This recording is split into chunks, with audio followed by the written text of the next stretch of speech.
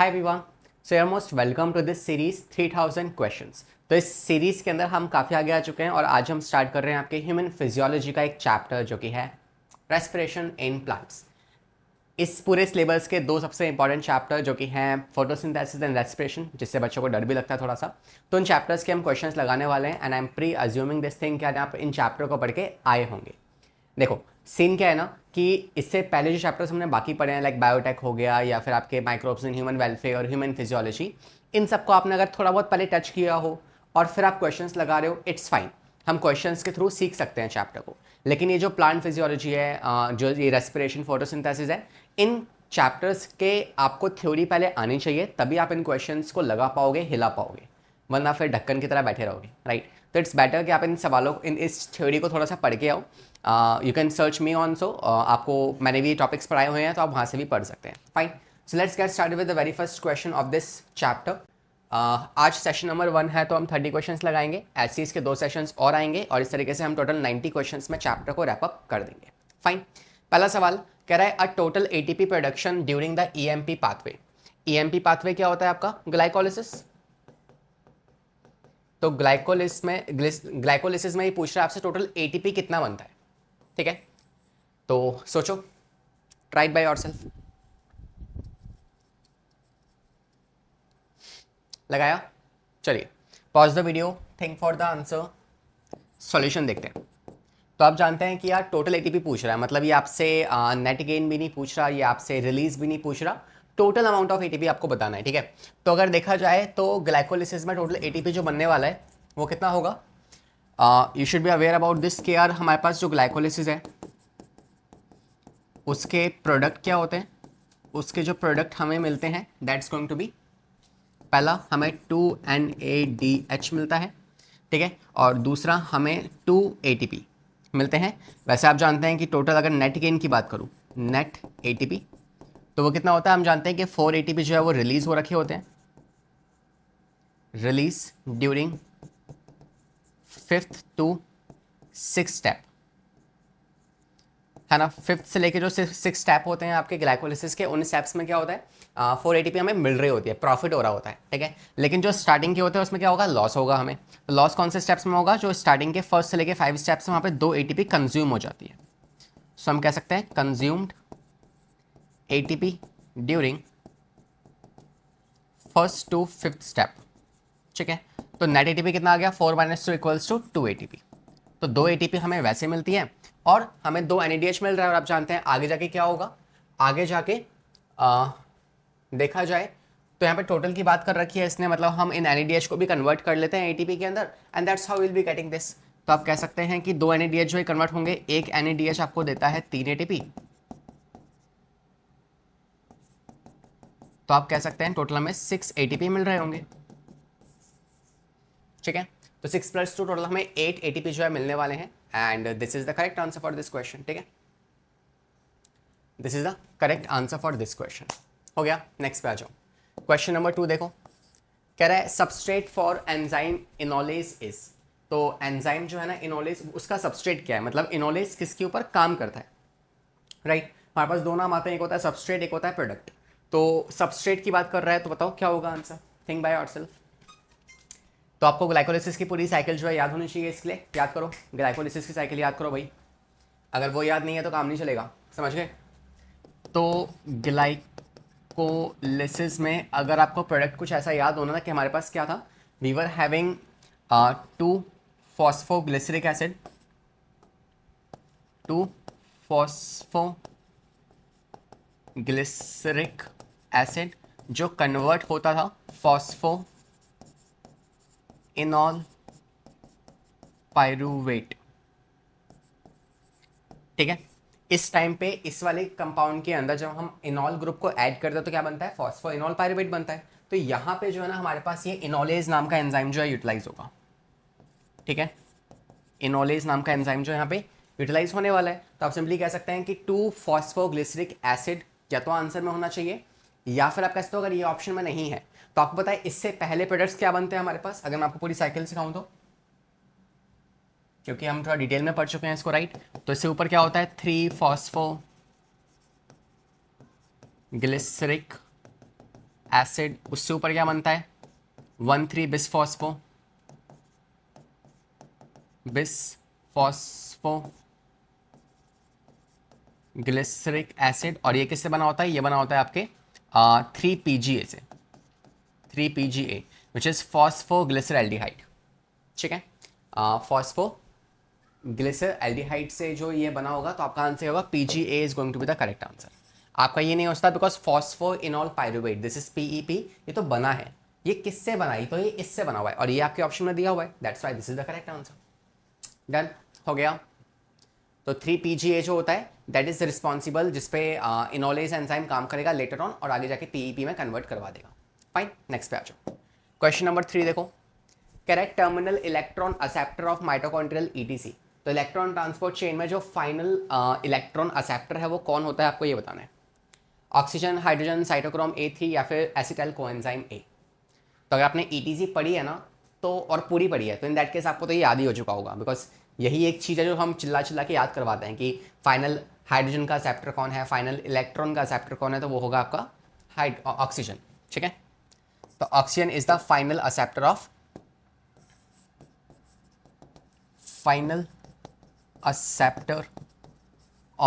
Electron, 2 electron को accept करेगा and 2 proton को।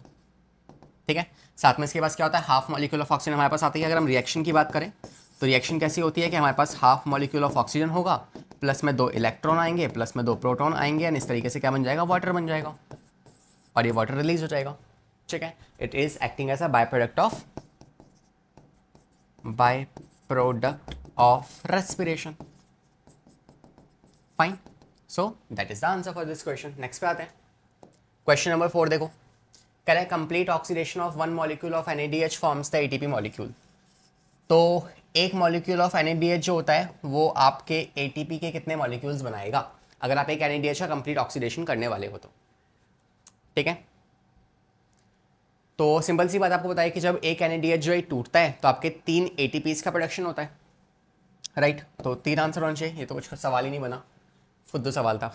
ठीक है, तो 3 आपके ATPs जो है बनते हैं जब आपके एक NADH मॉलिक्यूल्स का कंप्लीट ऑक्सीडेशन हो रहा होता है। ठीक है, नेक्स्ट पे आते हैं। Question number 5, correct number of reduced coenzyme produce from 1 glucose is in aerobic respiration. तो कितने रिड्यूस्ड कोएंजाइम बनेंगे। अच्छा, इस सवाल में मैं आपको हल्का सा चेंज कर दूं, यहाँ पे ये रिड्यूस्ड कोएंजाइम की बात कर रहा है, मतलब ये आपसे पूछ रहा है इनडायरेक्ट ATP के बारे में।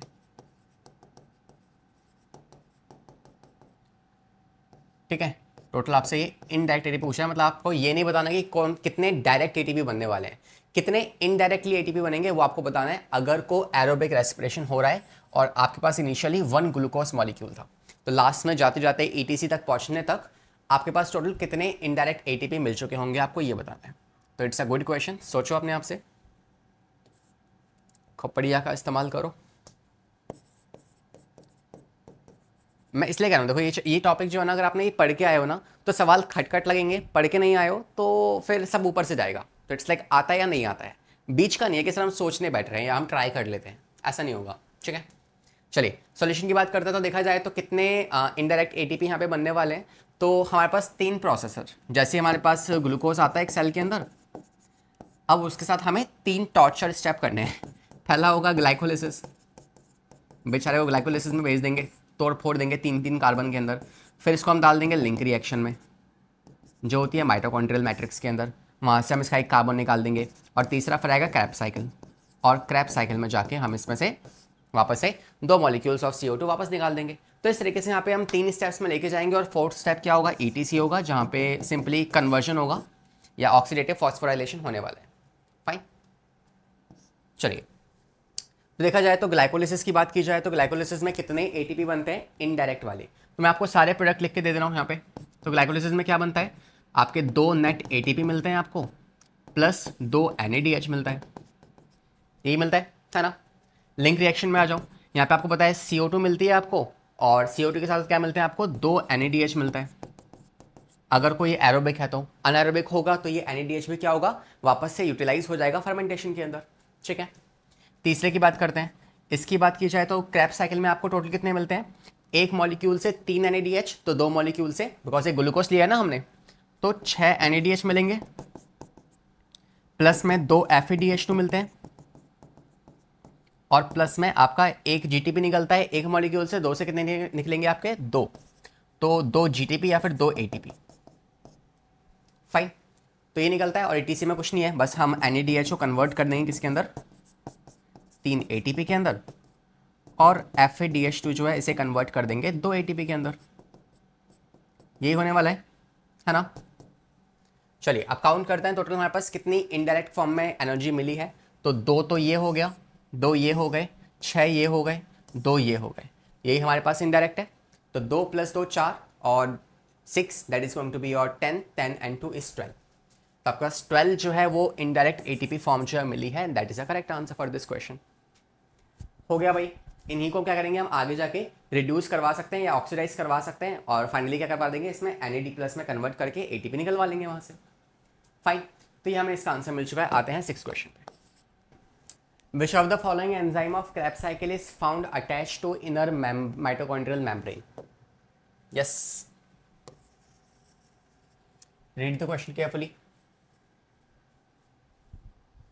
तो क्रेब्स साइकिल में हमने काफी सारे सेट ऑफ एंजाइम्स पढ़े हैं, है ना? उन सभी सेट ऑफ एंजाइम में से कौन सा वाला वो इकलौता ऐसा एंजाइम है जो कि माइटोकॉन्ड्रियल मेम्ब्रेन में के अंदर छुपा हुआ बैठा होता है? मतलब वो अंदर है, मैट्रिक्स के अंदर नहीं है।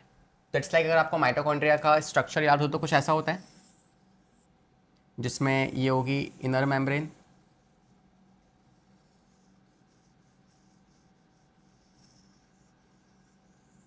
ठीक है। यहाँ पे आपने देखा होगा कि इस तरीके से ये मैट्रिक्स वाला पार्ट है, जिस मैट्रिक्स में क्या होंगे बहुत सारे एंजाइम्स होने वाले हैं, जहाँ पे आपकी क्रेब्स साइकिल और लिंक रिएक्शन चल रही है।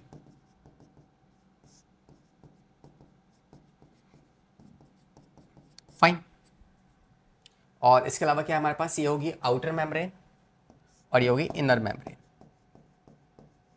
इनर मेम्ब्रेन, ये होगी आउटर मेम्ब्रेन, और इसके बीच में जो स्पेस है that is called as perimetrial space, ठीक है। तो अगर बात की जाए तो कौन सा वाला वो जगह है जहाँ पे आपको ये वाला एक एंजाइम बताओ जो कि इनर मेम्ब्रेन पे चिपका हुआ रहता है? तो वो कौन है आपका? एक ही एंजाइम है जिसका नाम है आपका succinate dehydrogenase. This is the enzyme. आपके सारे एंजाइम्स जो है वो मस्त आराम से चिल करके अपने फ्लोटिंग वाले है ना इस मैट्रिक्स के अंदर काम कर रहे होंगे, लेकिन एक शातिर दिमाग वाला चुपचाप ऊपर बैठा हुआ है। कहाँ पे? मेम्ब्रेन के ऊपर, और वहां से वो सबको सुपरवाइज कर रहा है, मतलब सब वो खुद ही अपना काम कर रहा है, मगर वो पीछे छुप के बैठा हुआ है, बाकी सब अपना यहाँ पे मस्त खेल रहे हैं, ठीक है। तो it's like this is the correct answer for this question. और ये क्या कहाँ पे काम करता है?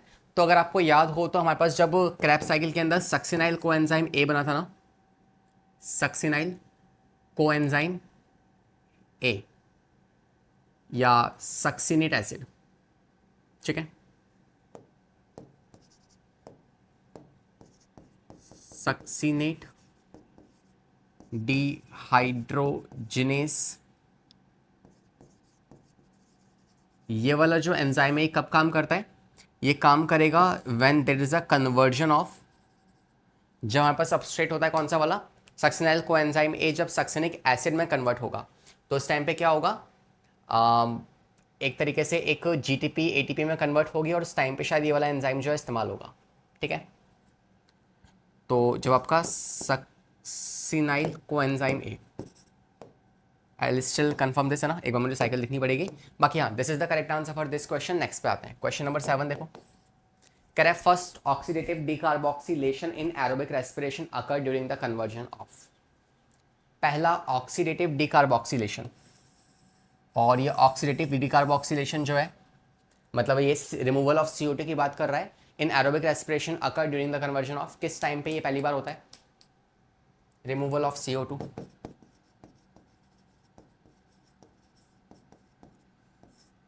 That is done by like ये होता है आपके जब पायरुविक एसिड जो होगा वो कन्वर्ट हो रहा होगा किसके? Acetyl coenzyme A which is nothing but link reaction, और इसी टाइम पे ये वाला एंजाइम एक एंजाइम काम करेगा और उस टाइम पे क्या होगा? यहाँ पे रिमूवल ऑफ CO2 हो जाएगा और जो NAD+ है वो कन्वर्ट हो जाएगा NADH में। फाइन, 2 मॉलिक्यूल 2 मॉलिक्यूल 2 मॉलिक्यूल, अगर यहाँ पे आपके पास 2 पायरुविक एसिड हैं और 2 एसिटाइल कोएंजाइम आपके पास मिलने वाले। फाइन, तो आप सिंपली कह सकते हो कि किसके कन्वर्जन में? Option number B, pyruvic acid जब एसिटाइल कोएंजाइम ए में बनेगा उस टाइम पे सबसे पहली बार CO2 का रिमूवल होने वाला है with the help of an enzyme called as decarboxylase. Okay, चलिए नेक्स्ट पे आते हैं। क्वेश्चन नंबर 8 देखो, कह रहा है हाउ मेनी TCA, TCA क्या होता है? ट्राई कार्बोक्सिलिक एसिड और Krebs cycle are required during the complete oxidation of one maltose molecule. सोचो,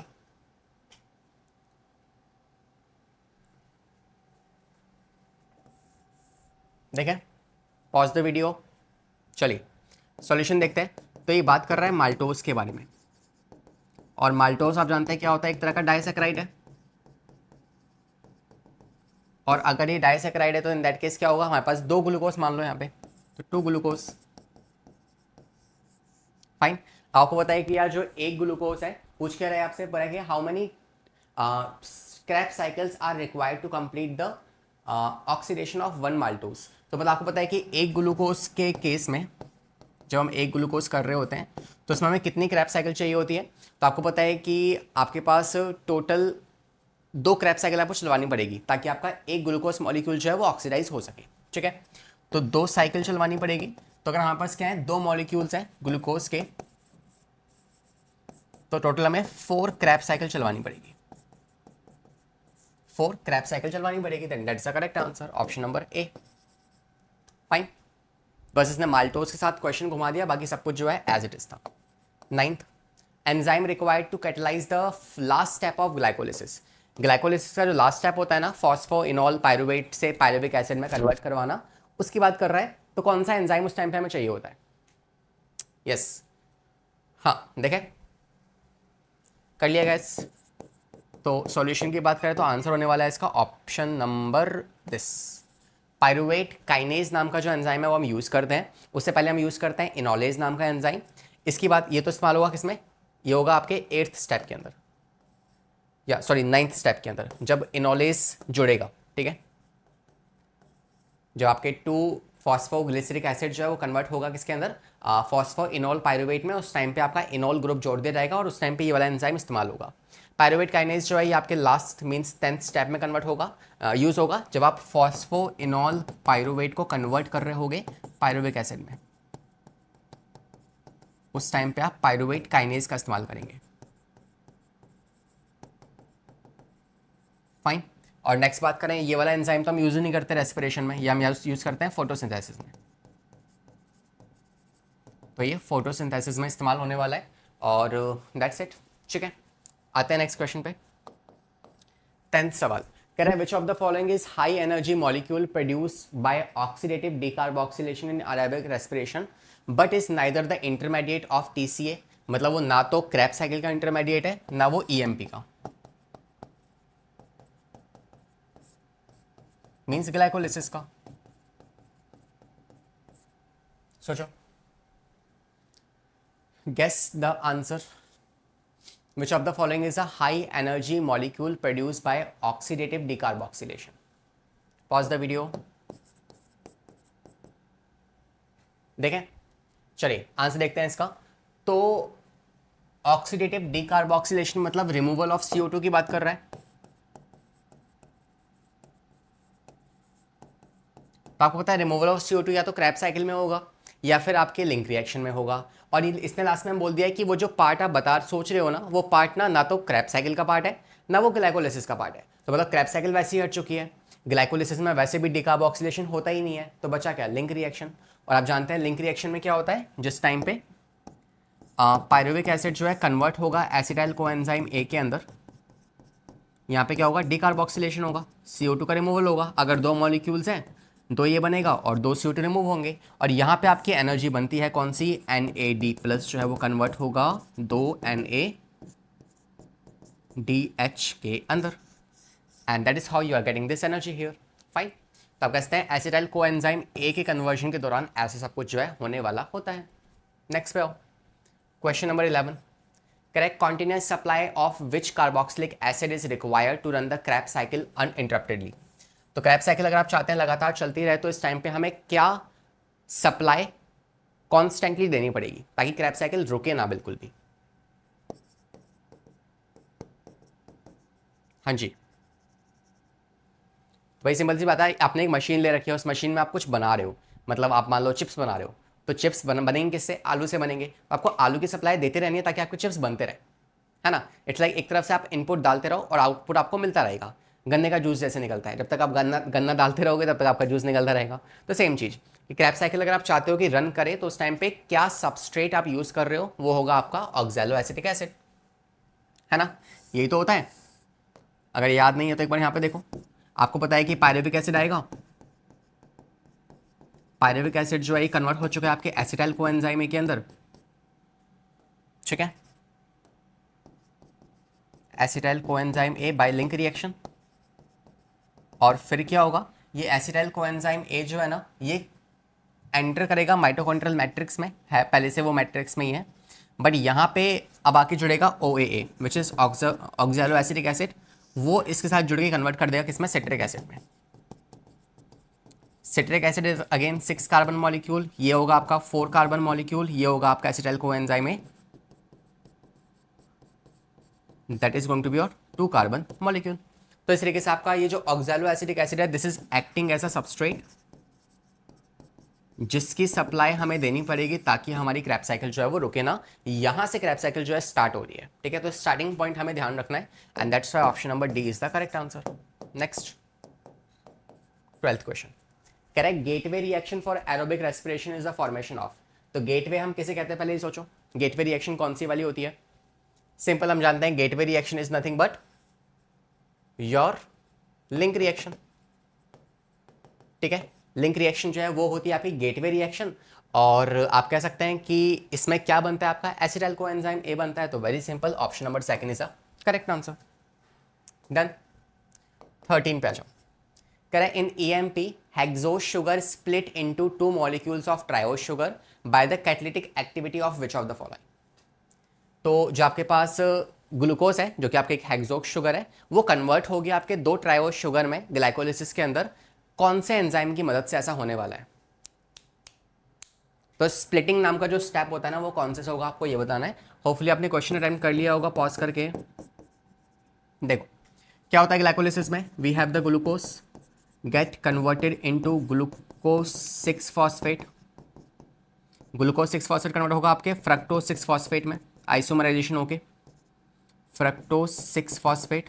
फिर ये कन्वर्ट होगा किसके अंदर? Fructose 1,6 bisphosphate. Fructose 1,6 bisphosphate. और फाइनली क्या होगा, ये स्प्लिट हो जाएगा 2-3 कार्बन के मॉलिक्यूल के अंदर। आपको पता होना चाहिए कि बॉस ये जो है ना, ये कितने कार्बन का मॉलिक्यूल है? 6 कार्बन का। ये कितने का है? और इस पर 1 फॉस्फेट है। ये कितने का है? अगेन 6 कार्बन का और 1 फॉस्फेट। अच्छा, इसमें फॉस्फेट है ही नहीं, सॉरी, नो फॉस्फेट, 0 फॉस्फेट। इसमें 1 फॉस्फेट जुड़ गया। यहाँ पे क्या है, ये अगेन आपके 6 कार्बन का मॉलिक्यूल है और इस पर 1 फॉस्फेट है। नेक्स्ट वाले में 1 फॉस्फेट और जुड़ गया, बिकॉज यहाँ पे ATP ब्रेक हुआ था, यहाँ भी ATP ब्रेक हुआ था। यहाँ पे एक और फॉस्फेट जुड़ गया, 6 कार्बन 2 फॉस्फेट। अब ये जो स्प्लिट होगा आपके 2 कंपाउंड्स के अंदर, वहाँ पे क्या होगा, यू विल नोटिस कि ये 2 पार्ट्स में टूट जाएगा। एक बनेगी यहाँ पे triose sugar which is DHAP, dihydroxy acetone phosphate, और एक बनेगा DPGA, फॉस्फोग्लिसरैल्डिहाइड। ओके, तो आपके पास ये आपके पास बनके तैयार हो जाएंगे। हाँ ठीक है, 3PGA और आपके पास DHAP बनेगा। और ये कितने होगा, ये भी आपका 3 कार्बन का कंपाउंड होगा और इसके पास 1 फॉस्फेट आएगा। और ये भी सेम 3 कार्बन और 1 फॉस्फेट। तो ये जो स्टेप है ये करवाया किसने? इस स्टेप को करवाने वाला जो एंजाइम था that is nothing but aldolase. Aldolase नाम का एंजाइम है, उसने क्या करवा दी? स्प्लिटिंग करवा दी। फाइन, चलिए तो आंसर क्या होगा इसका? Option number second which is splitting 1। Okay, बाकी आप जानते हैं फ्रक्टोकाइनेज जो यहाँ पे इस्तेमाल होगा, ये होगा इस तीसरे वाले स्टेप के अंदर। यहाँ पे इस्तेमाल होगा आपका हेक्सोकाइनेज, यहाँ होगा आइसो या फॉस्फो आइसोकाइनेज, और यहाँ पे होगा फ्रक्टो हेक्सोकाइनेज। ठीक है, तो ये आपके कौन सा स्टेप है? First step, second step, third step. तो ये आपका थर्ड स्टेप में यूज होने वाला है। फाइन, ये होगा आपके फोर्थ स्टेप में यूज होगा, और डिहाइड्रोजनेस और ट्रांसफॉस्फोराइलेशन ये आपके नेक्स्ट वाले जो 5th से लेके 10th स्टेप होंगे वहाँ पे इस्तेमाल होंगे। Fine. 14 question, which of the following undergo the dehydration during the glycolysis. Glycolysis में कौन है जो डिहाइड्रेशन के अंदर जाता है, मतलब रिमूवल ऑफ वाटर किस में होगा आपको ये बताना है। रिमूवल ऑफ वाटर कौन से स्टेप में होगा। Pause the video, read the question carefully and see the options, tell me the answer. देखें, चलिए आंसर देखते हैं। तो अगर सॉल्यूशन की बात की जाए तो हम कह सकते हैं जो आपके पास कौन सा स्टेप है, स्टेप नंबर 8 जो होता है ना, वहाँ पे आपके वाटर का रिमूवल होता है। तो क्या होगा, जब आपके पास ग्लिसरल्डिहाइड 3 फॉस्फेट है, ग्लिसरल्डिहाइड 3 फॉस्फेट, ये जब कन्वर्ट होता है आपके 3 या 1,3 बिस फॉस्फोग्लिसरिक एसिड में, 1,3 बिस फॉस्फोग्लिसरिक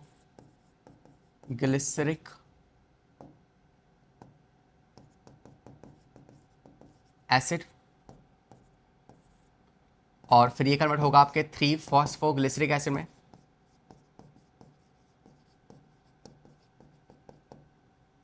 ठीक है।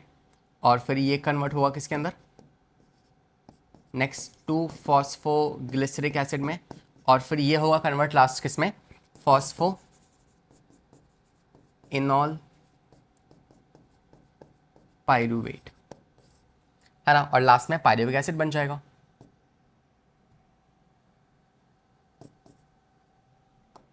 लास्ट में क्या बन जाएगा, पाइरूविक एसिड। अब यहाँ पे कौन सा वाला स्टेप है जहाँ पे आपका डिहाइड्रोजनेज जो इस्तेमाल होगा, तो वो मेरे ख्याल से आपको आना चाहिए जो आपका 2PGA बन चुका है ना, और वो फॉस्फोइनॉल पाइरूवेट में कन्वर्ट हो रहा है। इस टाइम पे आपका वाटर का रिमूवल जो है होता है, ठीक है। इस टाइम पे आपके वाटर का रिमूवल हो जाएगा and that's what we called as dehydration, है ना। तो डिहाइड्रेशन जो है इस टाइम पे हो जाएगा। फाइन। सो करेक्ट आंसर क्या होगा, ऑप्शन नंबर 3, ठीक है। Option number 3 is the correct answer for this question. Next पे आते हैं 15 क्वेश्चन। देखो कह रहा है respiratory substrate in protoplasmic respiration. Very simple question, it just कि आपने कॉन्सेप्ट पढ़ा है या नहीं पढ़ा, है ना। तो सॉल्यूशन देखते हैं, क्वेश्चन आप रीड कर लीजिए। तो आपको पता है कि यार टाइप्स ऑफ रेस्पिरेशन की बात करें तो एक तो हम डिवाइड करते हैं कि यार वेदर ऑक्सीजन इज अवेलेबल और नॉट अवेलेबल, तो एरोबिक अनएरोबिक। एक और तरीका है इसको डिवाइड करने का कि भाई सबस्ट्रेट क्या है। तो इस बार जो हम डिवीजन कर रहे हैं टाइप ऑफ रेस्पिरेशन का, उस टाइम पे हम बेसिस क्या लेके चल रहे हैं, बेसिस होगा कि सबस्ट्रेट कौन सा अवेलेबल है। तो अगर कोई सबस्ट्रेट हमारे पास फैट या कार्बोहाइड्रेट्स है, we call this kind of respiration as a floating respiration, floating respiration. और एक होता है आपके पास कौन सा, इट्स कॉल्ड एज दूसरा होता है आपके पास प्रोटोप्लाज्मिक, प्रोटोप्लाज्मिक रेस्पिरेशन। अब अगर यहाँ पे बात की जाए तो आपके पास जो पहला है फ्लोटिंग रेस्पिरेशन, इसमें क्या होगा, यहाँ पे आप कहेंगे कि अगर को हमारे पास सबस्ट्रेट जो है वो कौन है, या तो फैट्स होने चाहिए या फिर कार्ब्स होने चाहिए। फाइन। और इसकी बात करें तो इसमें प्रोटीन्स अगर हमारे पास एज अ सबस्ट्रेट काम कर रहे हैं तो in that case that's going to be a protoplasmic respiration. तो आंसर क्या होगा इसका, option number A, sorry third one, not A, because इसने प्रोटोप्लाज्मिक बोला है, ठीक है। 16 क्वेश्चन देखो भाई, कह रहा है first substrate level phosphorylation in EMP occur during the conversion of. तो पहला सबस्ट्रेट लेवल फॉस्फोराइलेशन जो है वो कब होता है। तो आपको पता है सबस्ट्रेट लेवल फॉस्फोराइलेशन का मतलब क्या है, डायरेक्ट ATP, डायरेक्ट ATP जहां पे मिल रही हो। डायरेक्ट मतलब हमारे पास वो NADH या FADH ये फालतू की फॉर्म में ना मिले, हमें डायरेक्ट ATP मिल जाए, बना बनाया खाना, गरम गरम परोसा हुआ, ठीक है। तो गैस करो क्या होगा आंसर, कौन सा वो स्टेप है ग्लाइकोलिसिस का। तो देखा जाए तो यार ग्लाइकोलिसिस का हमारे पास सबसे पहला जो 7th वाला स्टेप है ना, उस स्टेप में सबसे पहले हमें ATP मिलती है जो कि है डायरेक्ट ATP। 6th स्टेप में हमें क्या मिलती है, इनडायरेक्ट ATP मिलती है। फाइन। तो अगर आपको ये स्टेप याद हो, which was 3PGA was getting converted into like you can say 3 phosphoglyceric acid converted into 2 phosphoglyceric acid या 1,3 बिस फॉस्फोग्लिसरिक एसिड, हाँ। सो 1,3 बिस फॉस्फोग्लिसरिक एसिड, फिर ये कन्वर्ट होता है किसमें, 3 फॉस्फोग्लिसरिक एसिड में। और यही वो स्टेप है जहां पे आप जानते हैं कि इस वाले स्टेप में क्या हुआ होगा, आपको पता है कि यहाँ पे रिमूवल ऑफ हाइड्रोजन होता है, दैट इज रिडॉक्स इक्विवेलेंट।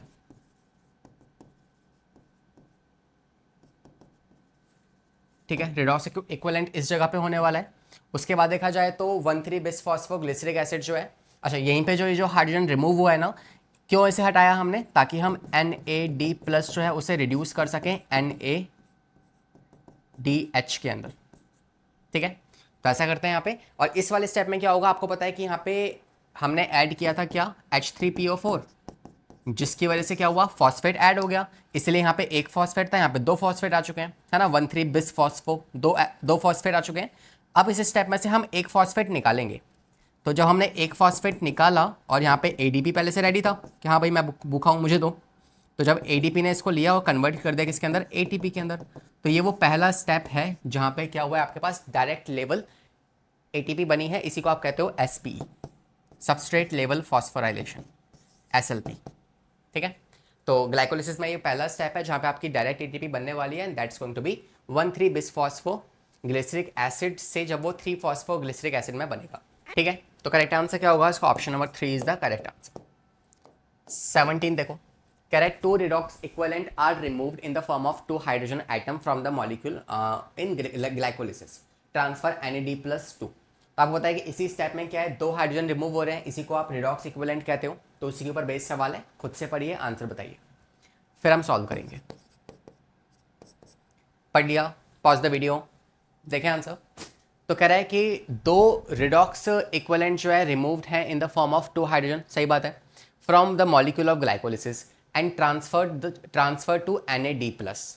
ठीक है, कौन से कंपाउंड में से ये होता है, तो आपको पता है 6 स्टेप में होता है, और 6 स्टेप में वो कौन सा वाला कंपाउंड है आपका, दैट इज 1,3 बिस फॉस्फोग्लिसरिक एसिड, नहीं फ्रक्टोज 6 फॉस्फेट, नहीं ये भी नहीं, ग्लिसरॉल है, या so this one is the compound जहां से ये सारा तामझाम होने वाला है।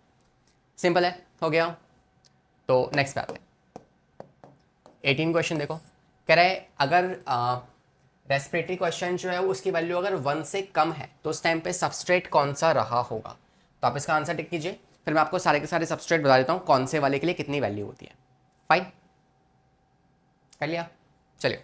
तो अगर बात करते हैं इसमें पहले वाले की, अगर को रेस्पिरेटरी क्वेश्चन की वैल्यू अगर 1 है, इसका मतलब वो कार्ब्स हैं।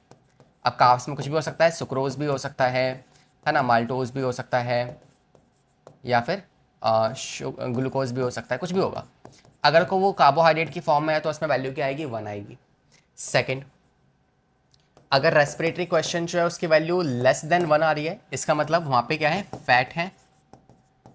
ठीक है, तीसरा, अगर को एसिड होंगे तो एसिड वाले केस में क्या होती है, 1 से ज़्यादा आती है, अगर को ऑर्गेनिक एसिड्स हैं, ऑर्गेनिक एसिड। फोर्थ, अगर को सक्यूलेंट प्लांट है, ठीक है, जीरोफिटिक प्लांट या फिर डेजर्ट वाली कंडीशन है, वहाँ पे क्या होता है, वहाँ पे वैल्यू जो होती है वो आप कह सकते हैं, वैल्यू जो है वो 0 आती है।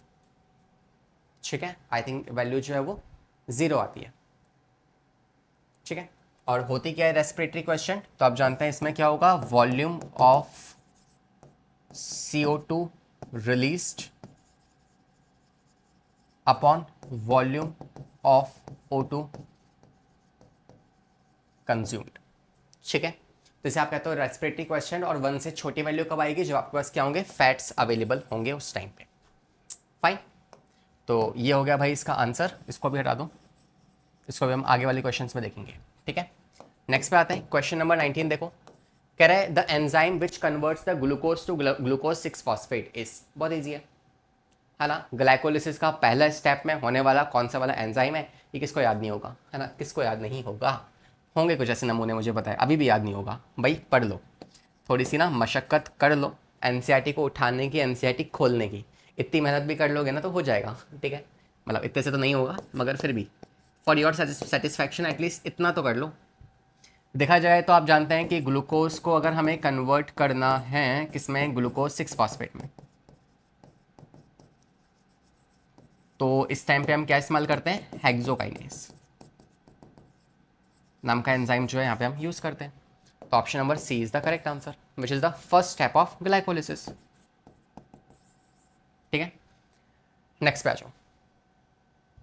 और स्टेप का नाम क्या होता है, स्टेप का नाम होता है फॉस्फोराइलेशन। ठीक है, ओके, नेक्स्ट पे आ जाए। क्वेश्चन नंबर 20 कह रहा है FAD act as an electron acceptor in between. तो FAD जो होता है वो एज अ इलेक्ट्रॉन एक्सेप्टर काम करेगा किसके किसके कन्वर्जन के बीच के दौरान। तो सवाल है भाई आपका क्रैब साइकिल से, अरे अयो अच्छा, यस, सवाल है आपके क्रैब साइकिल से। क्रैब साइकिल में जो आपका FAD प्लस जो है वो कन्वर्ट होता है FADH2 के अंदर।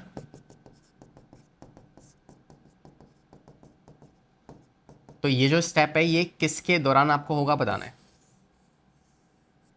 ना, ये स्टेप कब होगा आपको ये बताना है, किस किस के कन्वर्जन के बीच में ये वाला स्टेप जो है होता है। देखें आंसर, हाँ जी देखें क्या, ओके। सो अगर आंसर देखा जाए तो हम कह सकते हैं सिंपली कि आपके पास ये जो सक्सेनिक एसिड जो है बन चुका है, जब वो फॉर्मिक एसिड में कन्वर्ट होगा उस टाइम पे क्या करेंगे, ये FAD जो है वो कन्वर्ट होगा FADH2 में। आपको पता होगा कि स्टेप कुछ ऐसा चल रहा होता है कि हमारे पास यहाँ पे होता है अल्फा कीटो ग्लूटैरिक एसिड, है ना, ये कन्वर्ट होता है किसके अंदर, ये होता है आपके सक्सिनाइल कोएंजाइम A के अंदर। ये कन्वर्ट होगा किसमें, सक्सिनाइल कोएंजाइम A के अंदर, और फिर ये कन्वर्ट होगा सक्सिनिक एसिड में, और फिर ये कन्वर्ट होगा फॉर्मिक एसिड में, fumaric acid, sorry fumaric acid, और ये होगा आपके मैलिक एसिड में। ठीक है, और फिर ये बनाएगा OAA, और फिर ये वापस एंटर हो जाएगा क्रैब साइकिल के अंदर। तो यहाँ पे आप देख सकते हैं कि इस वाले स्टेप में क्या होगा, यहाँ पे आपकी NADH2 बनेगी, इस वाले स्टेप में आपकी ATP बन रही होती है, और ये वाला जो स्टेप है जहाँ पे आपकी FADH2 बनेगी। तो जब वो सक्सिनाइल कोएंजाइम सक्सिनिक एसिड से जब इसमें कन्वर्ट होगा, इस टाइम पे आपका FAD यूज होने वाला है। तो वैसे कि रिवीजन था, रफ रिवीजन, इसको आप मिटा भी सकते हैं। ठीक है, तो ये वाला वो स्टेप है जहाँ पे आप FAD से FADH2 बनाने वाले हैं। नेक्स्ट पे आ जाए, क्वेश्चन नंबर 21 देखो। Saying that during the chemiosmosis the accumulation of H+ ions on. तो कीमोऑस्मोसिस मतलब कि जो ऑक्सीजोम्स की मदद से हम प्रोटॉन्स का मूवमेंट करवा के और फाइनली क्या बनवाते हैं, हम ATP बनवाते हैं। ठीक है, तो उसमें एक्यूमुलेशन ऑफ H+ आयंस कहाँ हो रखा होता है आपको ये बताना है, मेम्ब्रेन में, मैट्रिक्स में, आउटर मेम्ब्रेन या इनर मेम्ब्रेन। देखें आंसर, चलिए। तो अगर देखा जाए तो हम सिंपली जानते हैं कि आपके पास पेरी माइटोकॉन्ड्रियल स्पेस है जहाँ पे H+ आयंस जो है वो इकट्ठे हो गए होते हैं। ETC अगर आप याद करो तो ETC में क्या था कि हमारे पास ये मेम्ब्रेन थी, ये हमारे पास मेम्ब्रेन थी, ये मेम्ब्रेन सीधी क्यों नहीं बन रही है, और इस ये क्या था आपके पास, inner membrane, inner mitochondrial membrane, और इसके ऊपर क्या था आपके पास, ये मान लो आपका पेरीमेट्रियल स्पेस है, पेरीमाइटोकॉन्ड्रियल स्पेस, और नीचे क्या है, इनर मेम्ब्रेन, सॉरी ये होगा मैट्रिक्स, है ना। तो आपको याद होगा कि यहाँ पे हमारे पास काफ़ी सारे कॉम्प्लेक्सेस लगे हुए थे, लाइक कॉम्प्लेक्स नंबर फर्स्ट, फिर यहाँ पे था कॉम्प्लेक्स नंबर सेकंड, फिर कॉम्प्लेक्स नंबर थर्ड, फिर complex number 4, and then we were having this complex number 5।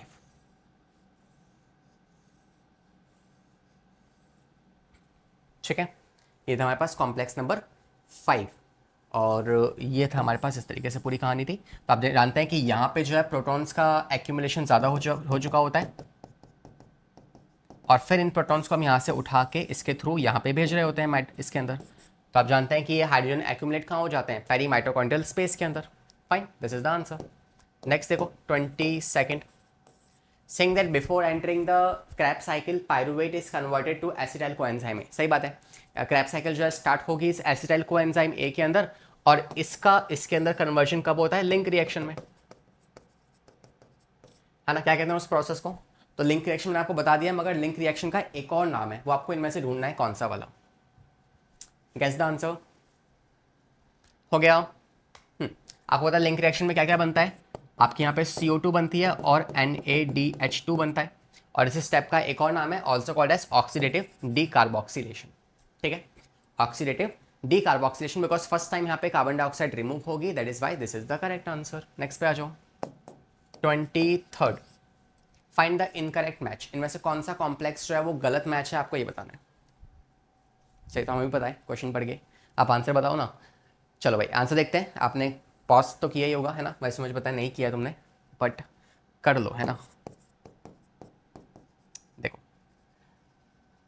कर लो वीडियो पॉज, थोड़ी सी मेहनत तुम भी कर लो, है ना? सिंपल सी बात है, ये आपके पास कोई जीते का गेम नहीं है, ये रियल लाइफ है।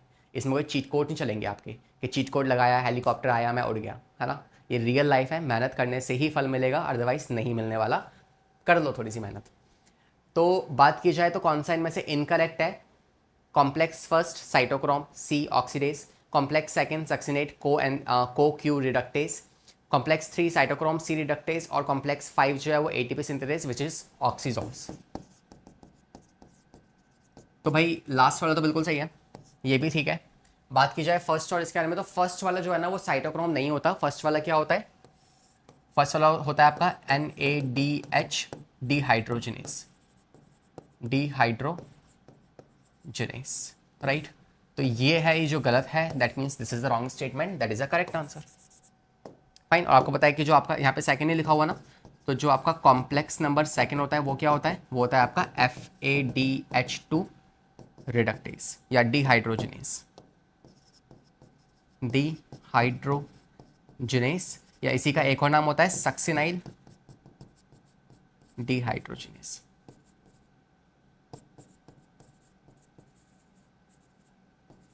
फाइन। तो आते हैं नेक्स्ट क्वेश्चन पे। क्वेश्चन नंबर, अच्छा ये भी सही है, सक्सिनाइल को क्यू रिडक्टेज, या इसी का नाम है सक्सिनाइल डिहाइड्रोजिनेस, या इसी का नाम है FADH2 डिहाइड्रोजिनेस। ये तीनों इसी के नाम होते हैं कॉम्प्लेक्स नंबर सेकंड के। फाइन। 24 देखो, find the correct sequence of electron transfer. तो जो ETC में इलेक्ट्रॉन ट्रांसफर होते हैं, लेकिन ETC स्टार्ट कहाँ से हो रही है? NADH के ब्रेकडाउन से। तो आपको इसके रिस्पेक्ट में बताना है, FADH के रिस्पेक्ट में नहीं बताना, ठीक है? चलो देखो, तो पहले क्या होगा, सोच लिया? चलिए, तो सिंपल सी बात है कि जब आपके पास यहाँ पे होगा तो स्टार्टिंग कहाँ से होगी? स्टार्टिंग होने वाली है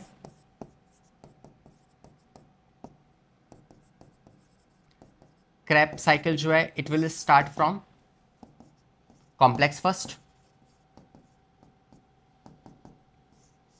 सवाल में अगर यहाँ पे FADH2 दे रखा होता तो स्टार्ट कहाँ से होती? कॉम्प्लेक्स सेकंड से होती। अभी कॉम्प्लेक्स फर्स्ट से होगी, तो आप जानते हैं FMN पहले आएगा, उसके बाद क्या आएगा? FAD तो नहीं आएगा, ये तो काट दो। FES आएगा, सही बात है, फिर FC आएगा या फिर A आइए, तो A तो लास्ट में आता है। A तो आपके पार्ट है किसका? कॉम्प्लेक्स फोर्थ का। तो कॉम्प्लेक्स फोर्थ होना आएगा डायरेक्टली, है ना?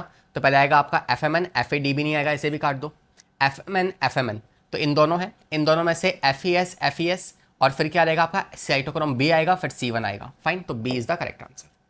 तो ऐसे आप एलिमिनेट करके इसका आंसर फाइंड आउट जो है कर सकते हैं simply, and that's a right answer. Next पे आ जाए। 25 कह रहा है ETS इलेक्ट्रॉन ट्रांसपोर्ट शेट जो है वो कहाँ पे हो रही होती है? तो हम सब जानते हैं इनर माइटोकॉन्ड्रियल मैट्रिक्स के इस पे मेम्ब्रेन के अंदर। फाइन, तो इनर माइटोकॉन्ड्रियल मेम्ब्रेन जो है वो साइट है किसकी? इलेक्ट्रॉन ट्रांसपोर्ट चेन की।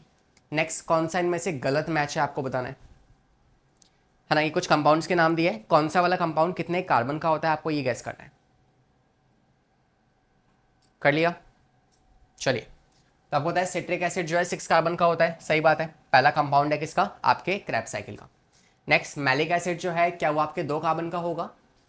तो आपको पता है कि मैलिक एसिड जो है वो आपके 4 कार्बन का होता है, जो आगे कन्वर्ट होगा किसके अंदर? आपके ऑक्सैलो एसिटिक एसिड के अंदर।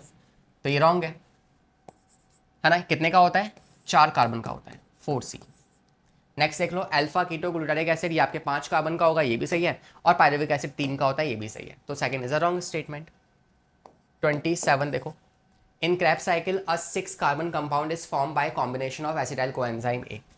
तो एसिटाइल कोएंजाइम A के साथ कौन जुड़ेगा जिससे कि 6 कार्बन वाला कंपाउंड बन जाता है? तो हम जानते हैं कौन जुड़ेगा, bye joining of oxalo acetic acid, right. Direct answers हैं 28। एटीपी सिंथेसिस जो है कहाँ पे होगा, तो एटीपी सिंथेसिस क्रैब्स साइकिल में हमने एक ही जगह पढ़ा है, दैट इज आपका जो मेम्ब्रेन है, इनर मेम्ब्रेन है ना, उसके अंदर लास्ट में कॉम्प्लेक्स नंबर 5 जो है वहां पे, कॉम्प्लेक्स नंबर 5 क्या होता है, ऑक्सीजोम, कॉम्प्लेक्स 5 ऑक्सीजोम जो बना होता है 2 सब यूनिट से, एक तो होगी ऐसी वाली और एक होगी ये वाली, इसे आप कहते हो F0 यूनिट, इसे आप कहते हो F1 यूनिट। F1 यूनिट जो है ना ये एक्ट करता है as a ATP synthetase, fine. तो हम कह सकते हैं क्या आंसर होगा इसका, inner membrane of mitochondria, outer membrane, perimitochondrial space या फिर साइटोप्लाज्म। तो इनर माइटोकॉन्ड्रियल मेम्ब्रेन में पाया जाएगा, this is the correct answer. 29th कह रहे हैं which of the following complex in ETC mitochondrial has prosynthetic FAD. तो अगर एफएडी से कहानी को स्टार्ट करवाना है तो कौन सा कॉम्प्लेक्स है जो इस एफएडी को रिसीव करता है, सोचो।